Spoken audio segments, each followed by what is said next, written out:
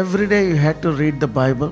ఎలాగ చదవాలి అని అంటే సమయం దొరికినప్పుడల్లా చదువుతూ ఉండాలి. ఇన్స్టెడ్ ఆఫ్ క్యారింగ్, అంటే ఈ రోజున మొబైల్స్ వచ్చినాయి కాబట్టి ఆ మొబైల్స్ తీసుకొని చాలా మంది వేస్ట్ చాలా చూస్తూ ఉంటారు, రీల్స్ కానీ షార్ట్స్ కానీ. ఒక రకంగా చెప్పాలంటే ఒక రకమైనటువంటి అడిక్షన్ అన్నమాట, ప్రతి ఒక్కరికి ఉంటుంది. But how to come out of it is అనేటువంటిది అది నీ విల్ పవర్ మీద ఆధారపడి ఉంటుంది. ఒకసారి కానీ అందులోకి వెళ్ళిపోతే బయటికి రావటం చాలా కష్టం. It takes lot of time to come out. కాబట్టి దీని మీద జయాన్ని మనం పొందాలి as a Christians now days, as a believers.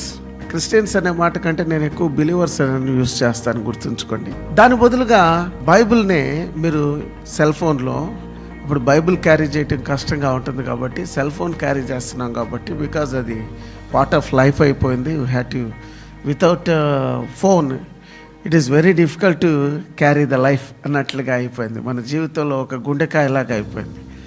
So without heart ఎలాగ మనం సస్టైన్ కామో, ఫోన్ అలా. సో అలాంటప్పుడు మనం ఏం చేయాలి?